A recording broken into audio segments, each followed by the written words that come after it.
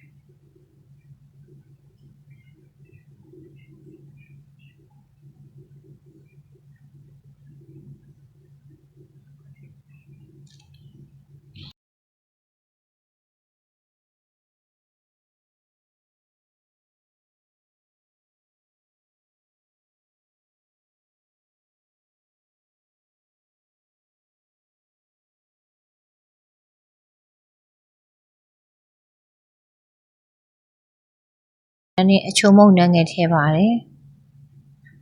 ငန်းပြားကြီးနှဲငယ်ထည့်ပါတယ်ပုံရင်ကြီးကအစိမ့်ဆိုပေမဲ့နည်းနည်းပြီးတော့အချင်တက်ရှိတယ်ပေါ့နော်ဒါငန်းပြားကြီးလေးနဲ့မှကောင်းတာပါပြီးတော့နည်းနည်းပဲစီထည့်ပါတယ်ပဲစီအနံလေးမှုံးမွေးလေးနဲ့ပုံရင်ကြီးကလည်းအနံလေးကမှုေးတယ်နယ်လိုက်ပါမယ်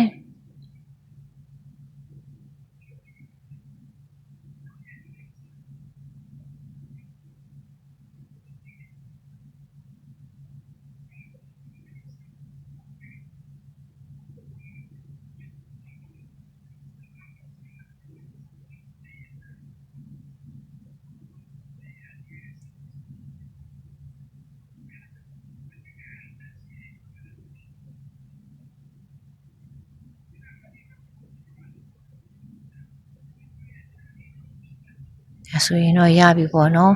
ပြီးရင်တော့နည်းနည်းသူ့ဘေးမှာကြက်သွန်လေးနဲ့ရုပ်သီးစိမ်းလေးကိုတင်လိုက်မယ်ပကံပေါ်ဆိုတော့ကြက်သွန်အနေနဲ့ကြက်သွန်အနေကိုနည်းနည်းအစိတ်ကလေးစိတ်ထားတယ်ပေါ့နော်ပြီးတော့ကြက်ဥကြော်နေတဲ့ဆိုရင်ဆိုရင်ရပြီပေါ့နော်ရုပ်သီးစိမ်းလေးကြိုက်စားမယ်တငယ်ချင်းတွေအားလုံးကိုကြွေးပါလေရှင်စားကြပါအောင်ရှင်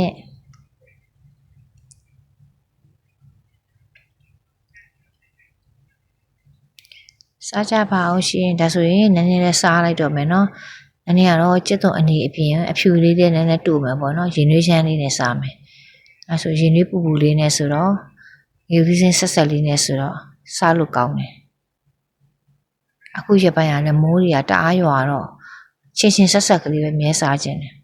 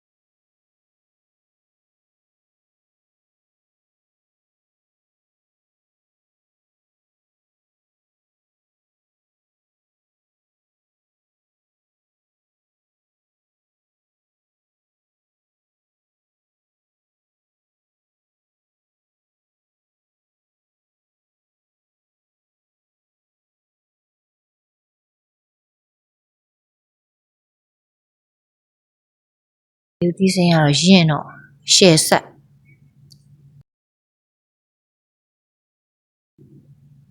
ရုပ်သီးစင်းကအဲ့လိုရင့်မှကောင်းတာဆက်ဆက်ကလေးတခိုက်လေးတာနဲ့အရန်မှွန်သွားတာကောင်းတယ်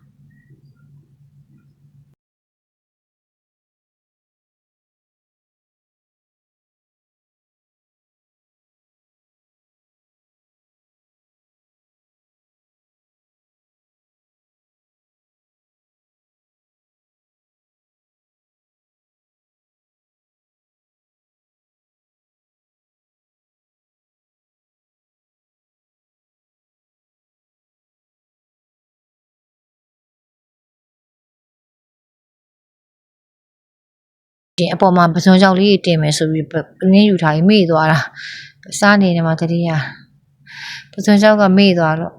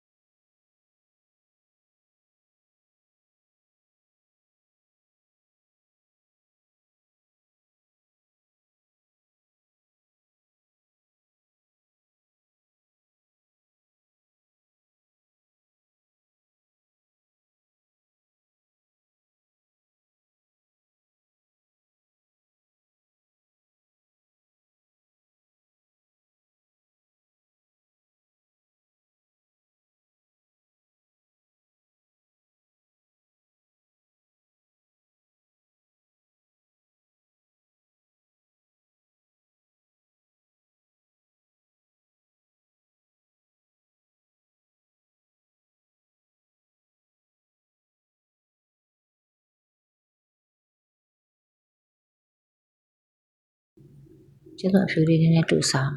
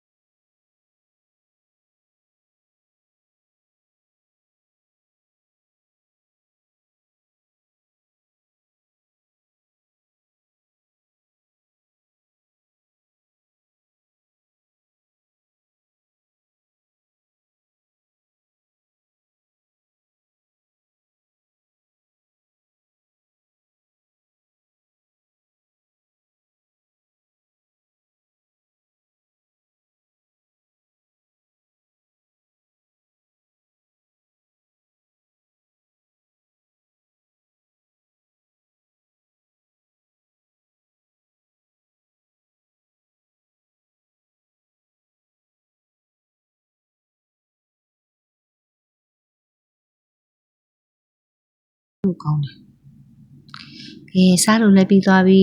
စားလို့လည်းအရန်ကောင်းပါတယ်နန်းနန်းလိုပဲပိုးရင်ကြီးထမင်းတုပ်လေးကိုတုပ်စားကြည့်ကြပါရှင်နန်းနန်းရဲ့ဗီဒီယိုလေးတွေကိုအမြဲတမ်းအချိန်ပေးပြီးကြည့်ရှုပေးတဲ့တဦးတယောက်ချင်းစီတိုင်းကိုကျေးဇူးများတင်ပါတယ်ရှင်နောက်ဗီဒီယိုတွေမှာပြန်ဆုံပါမယ်ရှင်